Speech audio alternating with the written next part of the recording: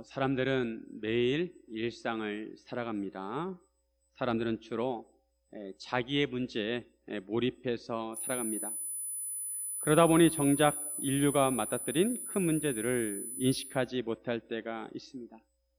사람들은 주로 경제 문제에 관심이 많습니다.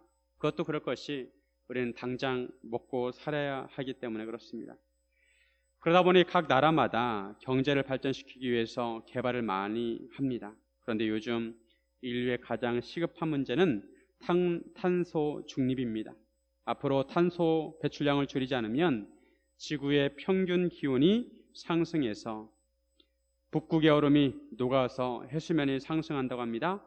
2030년까지 평균 온도가 1.5도 상승하면 해수면이 상승해서 물에 잠기는 도시들이 많아진다고 합니다.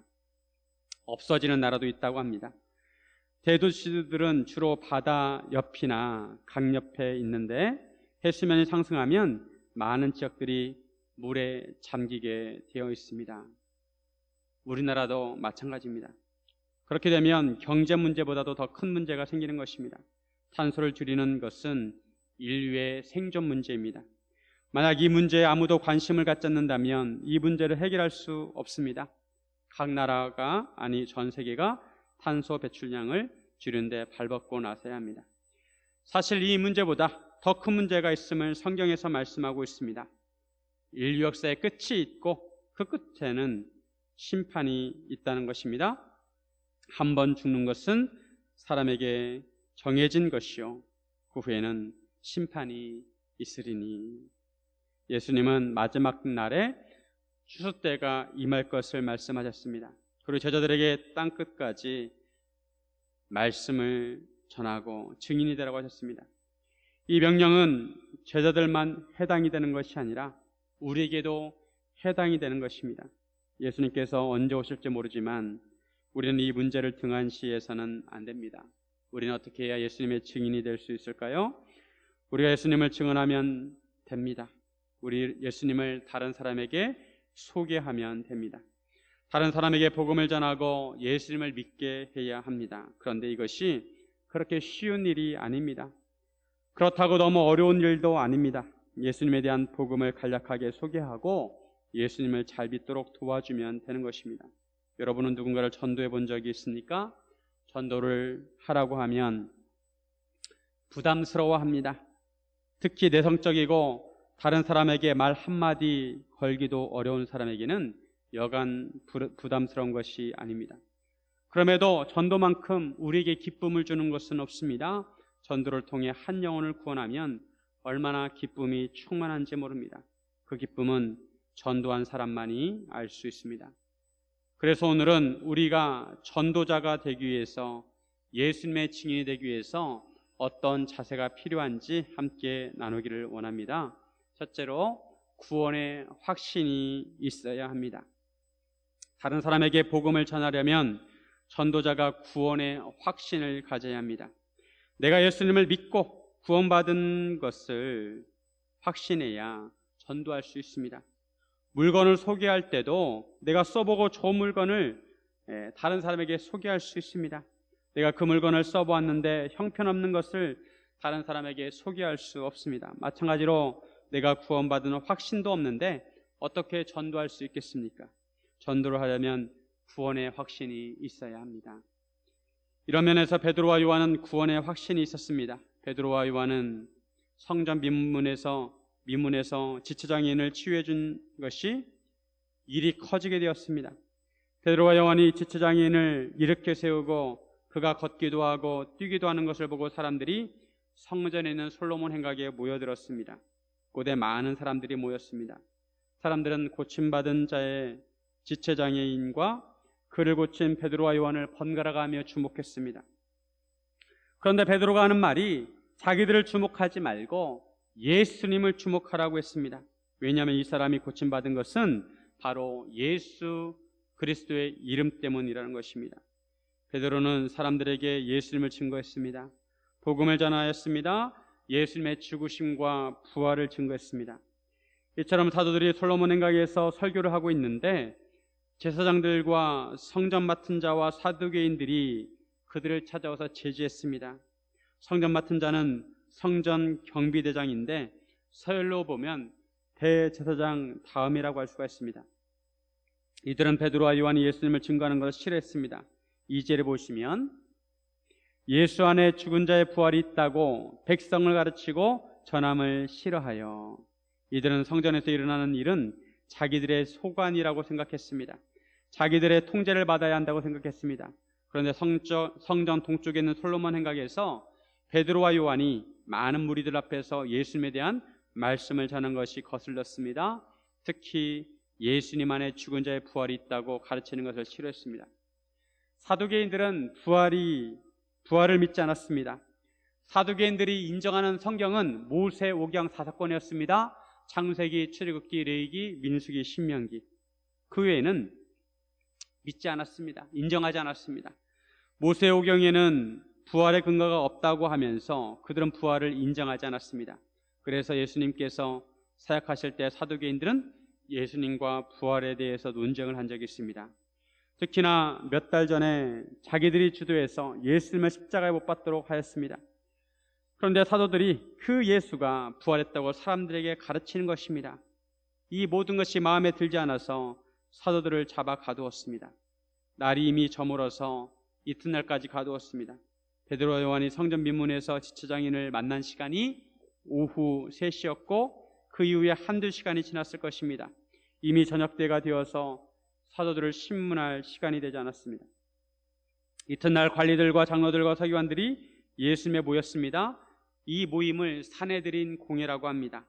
산헤드린 공회는 대제사장을 비롯해서 71명으로 구성되어 있습니다. 6절에 보면 대제사장 안나스와 가야바와 요한과 알렉산더와 및 대제사장의 문중이 다 참여했다고 말씀합니다. 그 당시에 대제사장은 가야바였고 그 직전 제사장이 안나스였습니다. 제사장을 임명할 수 있는 권한이 그 당시에는 로마 총독에게 있었습니다. 안나스는 로마 총독에 의해서 내려오게 되었고 대신에 그의 사이 가야바가 대제사장이 되었습니다. 하지만 유대인들은 대제사장직을 종신직으로 생각했기 때문에 여전히 안나스를 대제사장이라고 불렀습니다. 안나스가 얼마나 정치력이 좋은지 자기에게 아들이 5명 있었는데 그 아들 5명과 사위와 손자 한 명을 대제사장 자리에 앉혔습니다. 요한은, 오늘 본문에 나오는 요한은 안나스의 아들로 추정이 되고 알렉산더도 그의 가문일 것입니다. 이들은 사도들을 가운데 세우고 물었습니다. 너희가 무슨 권세와 누구의 이름으로 이 일을 행하느냐? 예수님도 똑같은 질문을 받으신 적이 있습니다. 예수님께서 성경을 가르치실 때 대제사장들과 장로들이 내가 무슨 권위로 이런 일을 행하느냐, 또 누가 이 권위를 주었느냐라고 물었습니다. 산헤드린 공회는 베드로와 요한에게 무슨 권세로 그렇게 하였는지 추궁했습니다. 그러자 베드로가 성령이 충만해서 대답합니다. 9절에 보면 만일 병자에게 행한 착한 일에 대하여 이 사람이 어떻게 구원을 받았느냐고 오늘 우리에게 질문한다면, 베드로는 사도행전에서 3번째 설교를 하고 있습니다. 3번째 설교의 대상은 산헤드린 공회였습니다. 베드로는 병자에게 행한 착한 일을 왜 문제 삼냐는 식으로 말하기 시작합니다. 병자를 고친 것은 선한 일인데 왜 그것을 문제시하느냐는 것입니다. 이 사람이 어떻게 구원을 받았느냐고 묻는 것이라면 충분히 대답해 줄 수 있다는 것입니다. 10절에 너희와 모든 이스라엘 백성들은 알라, 너희가 십자가에 못 박고 하나님이 죽은 자 가운데서 살리신 나사렛 예수 그리스도의 이름으로 이 사람이 건강하게 되어 너희 앞에 섰느니라. 베드로는 이전의 설교와 마찬가지로 예수님께 초점을 맞췄습니다. 그리고 예수님의 십자가 죽음과 부활을 증거했습니다. 이것이 바로 복음의 핵심입니다. 이 사람이 건강하게 된 것은 나사렛 예수의 이름으로 건강하게 되었다는 것입니다. 그런데 그 예수님을 십자가에 못 박은 자들은 바로 너희이고 그 예수님을 죽은 자 가운데 살리신 분은 바로 하나님이시라는 것입니다. 이처럼 베드로가 설교를 하는 모습을 쉽게 생각해서는 안 됩니다. 그 당시 상황을 고려한다면 베드로는 그 이전과 태도가 180도 달라졌습니다. 지금 베드로를 신문하는 사내들은 공회는 몇 달 전에 예수님께 사형을 선고한 곳입니다. 사내들은 공회에서 예수라는 단어는 금기어였습니다.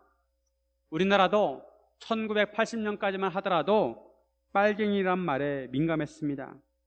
빨갱이는 금기어였습니다. 빨갱이로 낙인을 찍히면 인생길이 막히는 시절이었습니다.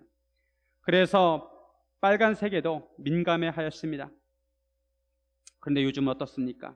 오히려 보수당의 색깔이 빨간색입니다. 그만큼 시대가 많이 변했습니다. 초대교회의 상황을 감안하면 예수님에게 사형 선고를 한 사내들은 공회는 베드로에게도 사형을 선고할 수 있었습니다.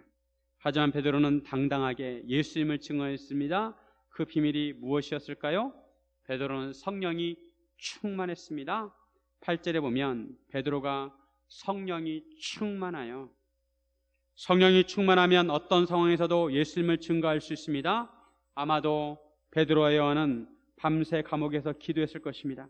이 또한 예수님께서 이러한 상황에 처했을 때 어떻게 대처할지 미리 알려주셨습니다. 마태복음 10장 19절과 20절에 보면 너희를 넘겨줄 때 어떻게 또는 무엇을 말할까 염려하지 말라. 그때 너희에게 할 말을 주시리니 말하는 이는 너희가 아니라 너희 속에서 말씀하시는 이 곧 너희 아버지의 성령이시니라. 공회에 넘겨질 때 성령님께서 할 말을 주신다고 하셨는데 베드로가 공회 앞에서 성령이 충만하여 복음을 전했습니다. 베드로는 복음의 가장 핵심적인 부분을 말하면서 도전적인 말을 하였습니다. 12절에 보시면 다른 이로서는 구원을 받을 수 없나니 천하 사람 중에 구원을 받을 만한 다른 이름을 우리에게 주신 일이 없음이라 하였더라. 예수님 외에는 구원받은 다른 이름을 주신 일이 없습니다. 여러분 믿으십니까? 오직 예수님만이 유일한 구원자이십니다. 전도자는 이런 확신이 있어야 합니다. 그런데 요즘은 이런 부분에 대해서 기독교가 독선적이라고 비판을 받습니다. 특히 요즘은 종교다원주의를 내세워서 크리스마스 때가 되면 절에서 축성탄 현수막을 내겁니다. 석가탄신일이 되면 성당에서 축전을 보내는 시대입니다. 이런 시대에 왜 개신교만 독선적으로 예수님만 구원자라고 하냐는 것입니다. 분명히 알아야 할 것은 예수님이 유일한 구원자라는 것은 우리 생각대로 주장하는 것이 아닙니다. 예수님께서 그렇게 말씀하셨기 때문입니다. 요한복음 14장 6절에 예수께서 이르시되 내가 곧 길이요 진리요 생명이니 나로 말미암지 않고는 아버지께로 올 자가 없느니라. 예수님을 통하지 않고서는 하나님 아버지께 갈 수가 없습니다. 예수님은 유일한 길이시고 진리시고 생명이십니다. 베드로는 사내들인 공의 앞에서 오직 예수님만이 구원자라고 선포하였습니다. 베드로는 분명한 구원의 확신이 있었습니다. 마찬가지로 우리도 이런 구원의 확신이 있어야 분명한 복음을 전할 수 있습니다. 우리는 예수님만이 유일한 구원자시라는 것을 확신해야 합니다.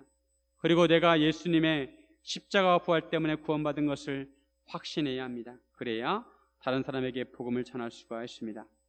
사랑하는 여러분, 구원의 확신을 가지시기를 주님의 이름으로 축원드립니다. 둘째로 용기가 필요합니다.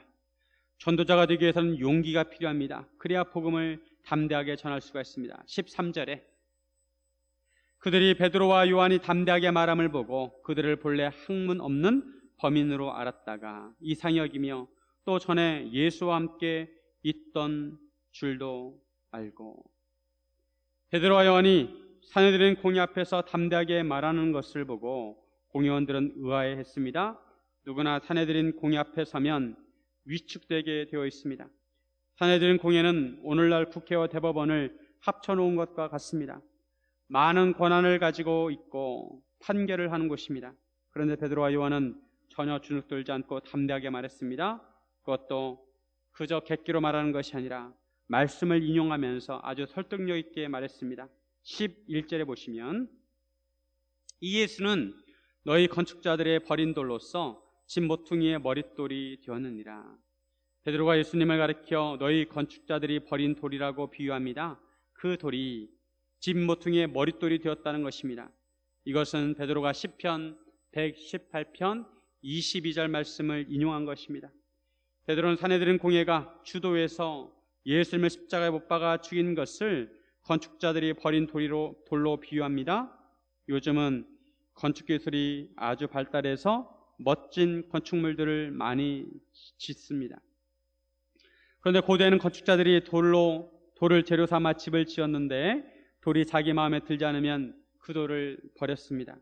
건축자가 버린 돌처럼 사내들은 공회를 비롯해서 유대인 너희가 예수님을 버렸다는 것입니다. 그런데 그 돌을 하나님께서 모퉁이의 머릿돌이 되게 하셨다는 것입니다. 머릿돌이라는 것은 집을 지을 때 기준이 되는 중요한 돌입니다. 머릿돌을 기준 삼아 방향과 위치를 정합니다. 시골집에 가보면 기둥을 큰 돌 위에 올려놓았습니다. 그 집의 중심이 되는 돌이 바로 머릿돌입니다. 유대인들은 예수님을 쓸모없는 돌이라고 버렸습니다. 하지만 하나님께서는 그 돌을 가장 중요한 머릿돌로 삼으셨습니다. 예수님을 머릿돌 삼아 예수님을 통해 하나님의 교회를 세우셨습니다. 이처럼 베드로가 아주 조리 있게 말하는 것을 보고 사내들인 공의원들은 이상하게 얘기했습니다. 베드로는 그저 배우지 못한 갈릴리 촌사람으로 생각을 했습니다. 학문 없는 범인, 보통 사람으로 여겼습니다. 당시 지도층 제사장들과 사두개인이나 바리새인은 랍비 학교에서 교육을 받았습니다. 그런데 베드로는 이런 교육을 받지 못하였는데도 아주 능력 있게 말씀을 전했습니다. 더군다나 병나은 사람이 베드로와 요한과 함께 서 있는 것을 보고 비난할 말을 찾지 못했습니다. 지금 논란의 핵심은 40년 동안 걷지 못했던 지체장애인이 일어나 걷게 되었는데 어떻게 이런 놀라운 일이 일어나게 되었느냐 하는 것입니다. 베드로는 이 모든 것이 예수님 때문이라고 말한 것입니다. 십자가에 죽으시고 부활하신 예수님의 이름을 믿음으로 이런 일이 일어나게 되었다는 것입니다. 그리고 이 일의 당사자가 그 옆에서 모든 것을 증명해 주고 있습니다. 상황이 이렇게 되자 사내들은 공의회는 난처했습니다. 일단 사도들을 나가 있으라고 하고 서로 의논합니다. 이미 베드로와 요한에 의해 일어난 표적은 예루살렘의 유명한 표적이 되었습니다. 예루살렘에 신문이 있었다면 일면에 대문짝만하게 나왔을 것입니다. 이미 모든 사람이 알게 되었습니다. 그 같은 상황에서 사내들은 공의회에도 그것을 부인할 수 없었습니다. 그렇다고 만약 아무 일 없다는 듯이 넘긴다면 자기들이 대적한 예수는 더 유명해지고 더 전파되게 될 것입니다. 그래서 그들은 임시방편으로 더 이상 민간에 퍼지지 못하도록 사도들을 위협해서 예수님의 이름으로 아무에게도 말하지 못하도록 하자고 결의를 합니다. 이렇게 결정하고 베드로와 요한을 불러서 경고했습니다. 도무지 예수의 이름으로 말하지도 말고 가르치지도 말라는 것입니다. 그렇게 말하면 알아들을 줄 알았는데 예상치 못한 반응이 나옵니다. 19절에 베드로와 요한이 대답하여 이르되 하나님 앞에서 너희 말을 듣는 것이 하나님의 말씀을 듣는 것보다 옳은가 판단하라. 아무것도 문제 삼지 않고 좋은 말로 타일러 내보내려고 하였는데 예상치 못한 반응이 나왔습니다. 베드로와 요한이 하는 말이 하나님의 말씀을 듣는 것과 인간인 사내들인 공회의 말을 듣는 것하고 누구 말을 듣는 것이 더 옳은가 스스로 판단해 보라는 것입니다. 베드로가 말한 요지는 성전 미문에 지체장애인이 예수님의 이름으로 일어나게 된 것은 바로 하나님의 일이라는 것입니다. 하나님께서 하신 일이라는 것입니다. 자기들이 보고 들은 하나님의 일을 말하지 않을 수 없다는 것입니다. 관리들은 이런 사도들을 혼내주고 싶었지만 백성들의 눈치를 보았습니다. 이미 베드로의 설교를 듣고 예수를 믿은 자가 남자만 5,000명이었습니다. 이 숫자가 이전에 3,000명을 포함한 숫자인지는 알 수 없습니다. 하지만 5,000명이라 하더라도 대단한 숫자입니다. 당시에 바리새인의 숫자가 6,000명이었습니다. 사두개인의 숫자는 더 적었습니다. 그러나 예수를 믿는 사람들은 무시할 수 없는 세력이 되었습니다. 이들은 지체장애인이 고침받은 것을 하나님께서 하신 일로 믿고 하나님께 영광을 돌렸습니다. 사내들은 공의회는 베드로와 요한을 어떻게 처벌할지 그 방법을 찾지 못하고 다시 위협하고 하는 수 없이 놓아 주었습니다. 베드로와 요한이 극적으로 풀려나게 되었습니다. 베드로와 요한은 매우 용기 있는 태도를 보였습니다. 즉 불이익을 당할 수 있는 상황에서도 담대하게 예수님을 증거했습니다. 우리가 복음을 전하려면 베드로와 요한처럼 담대함이 필요합니다. 용기가 필요합니다. 복음을 들고 나가는 용기가 필요하고 입을 열어 말하는 용기가 필요하고 적대적인 상황에서도 예수님을 시인하고 증거하는 용기가 필요합니다. 요즘은 별로 없지만 가끔 지하철이나 사람들이 많이 모이는 거리에서 예수 천국, 불신지옥이라고 외치는 사람들이 있었습니다. 그렇게 전도하는 방법이 맞느냐는 것을 떠나서 그들의 용기는 대단하다고 할 수 있습니다. 작년 코로나 팬데믹이 처음 터졌을 때 미국의 뉴욕 번화가에서 어떤 사람이 회개하라고 외쳤습니다. 세상에 하나님의 말씀을 외치는 용기가 필요한 것입니다. 저도 목사이지만 복음을 전하려면 용기가 필요합니다. 기도를 해서 성령 충만함을 받아야 합니다. 그리고 우리는 서로를 위해서 기도해 주어야 합니다. 성도들이 용기를 가지고 복음을 전할 수 있도록 기도해 주어야 합니다. 성도들 중에 교회에 다니면서도 평생 입을 열어서 전도를 해보지 않은 성도들이 많이 있습니다. 전도를 하고 싶어도 어떻게 전도해야 할지 모르겠고 전도하고자 하는 마음이 있지만 입이 떨어지지 않아서 그럴 수 있습니다. 그런데 만약 물에 빠져 죽어가는 사람을 본다면 여러분은 어떻게 하시겠습니까? 어떻게 살아도 그 사람을 구해보려고 하지 않겠습니까? 어떤 줄이라도 던져주면서 그 줄을 잡으라고 고함칠 것입니다. 그 상황에서 부끄러워서 고함을 치지 않는 것은 정말 부끄러운 사람입니다. 사람을 구하려면 고함을 쳐야 합니다. 절박하면 말하게 되어 있습니다. 우리는 절박함과 용기가 필요합니다. 사랑하는 성도 여러분, 복음을 전하는 용기를 가지시기를 주님의 이름으로 축원드립니다. 셋째로, 고난을 감수해야 합니다. 우리는 전도할 때 고난받는 것을 당연하게 생각해야 합니다. 복음을 전하면서 고난과 핍박을 받는 것을 각오해야 합니다. 좋은 소식을 전하는 것이 얼마나 좋습니까? 사람들에게 예수님을 믿으면 구원받고 천국에 갈 수 있다고 전해주는 것이 얼마나 좋습니까? 그런데 이것은 우리 생각이고, 영적으로 보면 사탄은 사람들이 예수를 믿는 것을 되게 싫어합니다. 사탄은 잠시나마 이 세상을 자기 세상처럼 여기고 사람들에게 자기가 하나님인 되기를 원합니다. 그래서 사탄은 복음이 전파되는 것을 방해합니다. 복음 전하는 자들을 박해합니다.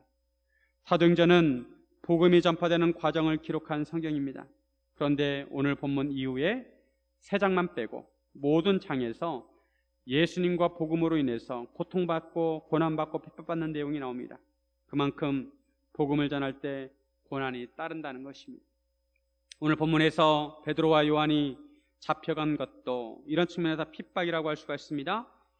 이후에 보면 베드로는 또 잡히게 되고 감옥에 갇히게 되고 죽음의 코앞까지 가는 상황에 처하게 됩니다. 스데반 집사는 복음을 전하다가 돌에 맞아 순교를 당했습니다. 사도들 중에서 야고보는 최초로 순교를 당했습니다. 사도행전에 보면 가장 많이 고난을 받은 사람은 사도 바울입니다. 왜냐하면 사도 바울은 복음을 전하는데 목숨을 걸었기 때문입니다. 사도 바울은 3차에 걸쳐서 선교여행을 하였고 4번째는 로마로 가는 길이었습니다. 죄수의 신분으로 로마에 갔습니다. 로마 황제 앞에서 복음을 전하기 원했습니다. 바울은 처음부터 이런 사람이 아니었습니다. 처음에는 그도 다른 유대인들처럼 예수를 믿는 자를 핍박하고 잡으려 다녔습니다. 그래서 다메섹 도상에서 부활하신 예수를 만나고 그가 180도 바뀌게 되었습니다. 고린도후서 11장 23절에서부터 27절에 보면 그들이 그리스도의 일꾼이냐 정신없는 말을 하거니와 나는 더욱 그러하도다.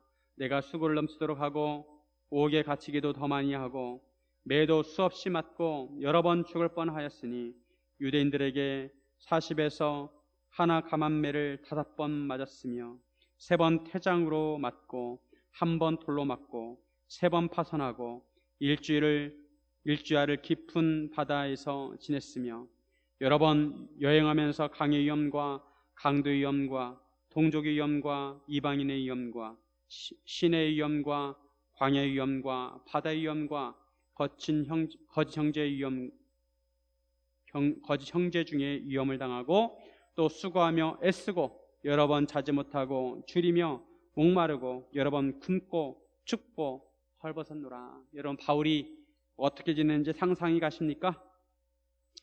바울은 복음을 전하다가 옥에 수없이 갇히게 되었고 매도 수없이 맞았고 죽을 고비도 많이 넘겼습니다. 40에 한한 감한 매 39대를 5번 맞았고 3번 태장으로 맞고 1번 돌로 맞고 3번 파산하고 일주야를 깊은 바다에 지냈고 여러 위험을 감수해야 했습니다. 여러 번 자지 못하고 목마르고 굶고 춥고 헐벗는 것은 기본이었습니다. 이 중에 우리가 당한 고난이 있습니까? 바울은 누구의 보내심을 받았습니까? 예수님의 보내심을 받았습니다. 예수님께서 바울을 이방인의 사도로 삼으셨습니다. 바울을 이방인의 사도로 삼으셨으면 좀 편안하게 복음을 전할 수 있도록 도와주시면 얼마나 좋겠습니까? 하지만 예수님은 그렇게 하지 않으셨습니다. 오히려 고난을 이겨내고 복음을 전하도록 하셨습니다. 그렇다고 예수님께서 무관심하신 것은 아니었습니다. 예수님은 중간중간에 사도 바울을 위로하고 그에게 용기를 주셨습니다. 예수님은 제자들이 박해받는 것을 아시고 이렇게 박해받을 것을 아시고 이렇게 말씀하셨습니다. 요한복음 15장 20절. 내가 너희에게 종이 주인보다 더 크지 못하다 한 말을 기억하라. 사람들이 나를 박해하였은즉 너희도 박해할 것이요 내 말을 지켰은즉 너희 말도 지킬 것이라. 세상은 예수님과 예수님의 종인 우리를 똑같이 대한다는 것입니다. 반응도 똑같이 한다는 것입니다. 예수님은 참 하나님이시고 죄가 없으심에도 많은 박해와 고난을 받았습니다. 우리는 예수님의 종입니다. 주인이 박해를 받았기 때문에 종인 우리가 박해를 받는 것은 지극히 당연하다는 것입니다. 또한 사도 바울도 이렇게 말씀합니다. 디모데후서 3장 12절. 무릇 그리스도 예수 안에서 경건하게 살고자 하는 자는 박해를 받으리라. 기독교 역사를 보면 복음이 전해지는 곳마다 박해가 있었습니다. 그런데 박해가 심하면 심할수록 기독교가 뿌리 깊게 정착을 했습니다. 왜 그런지는 모르겠습니다. 우리나라도 기독교가 짧은 기간에 부흥을 많이 하였는데 많은 순교자들이 있었기에 이런 부흥이 있었다고 생각합니다. 그래도 우리나라는 전도를 한다고 생명의 위협을 받지는 않습니다. 하지만 지금도 전도를 하면 생명의 위협을 느끼는 나라들이 많이 있습니다. 우리는 기껏해야 욕을 먹거나 비판을 받는 정도입니다. 우리가 복음을 전하려면 고난받는 것을 당연하게 받아들여야 합니다. 그래서 예수님께서 자기 십자가를 지고 따라오라고 하셨습니다. 그렇다고 예수님은 우리에게 무작정 고생만 하라고 하신 것은 아닙니다. 예수님은 성령님을 통해 우리에게 기쁨을 주십니다. 장차 우리에게 나타날 영광을 보게 하십니다. 현재의 고난은 장차 우리에게 나타날 영광에 비하면 아무것도 아닙니다. 베드로가 실수가 많지만 그래도 평생 예수님의 제자로서 귀하게 쓰임받는 삶을 살았습니다. 오순절 성령 강림을 통해 성령세를 받고 능력 있게 사역을 했습니다. 베드로도 예수님처럼 중풍병자를 고치고 죽은 자를 살리기까지 했습니다. 그런데 베드로도 하나님 나라를 일을 하면서 고생을 많이 했습니다. 감옥에 갇히기도 많이 하고 핍박을 많이 받았습니다. 그리고 결국에는 십자가에 달려 순교를 당했습니다. 전해지는 말에 의하면 베드로는 예수님처럼 십자가에 똑바로 매달릴 자격이 없다고 하면서 자기를 거꾸로 매달아 달라고 했습니다.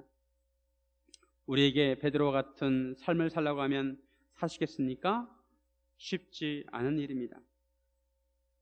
그런데 베드로나 바울이나 어떻게 그렇게 예수님을 위해서 충성스럽게 사역을 하면서 순교회까지 살았을까요?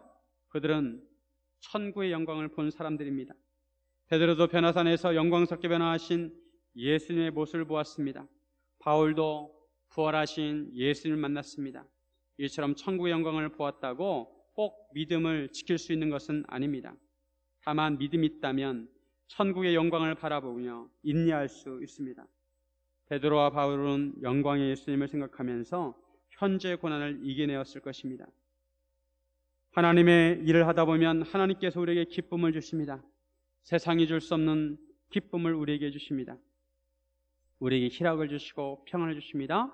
설명할 수는 없지만 주님의 일을 하다 보면 마음속에 기쁨이 있습니다. 그리고 이런 기쁨을 가진 동역자들을 만나면 기쁨이 배가 되고 서로 힘을 얻습니다. 사랑하는 여러분, 복음을 전한 자의 발은 아름답습니다. 그 발은 생명을 전하는 발이기 때문입니다. 아주 값진 일입니다. 그러므로 우리가 고난을 감수하더라도 신실한 전도자가 되어서 복음을 전하시기를 주님의 이름으로 축원드립니다. 이렇게 기도하겠습니다.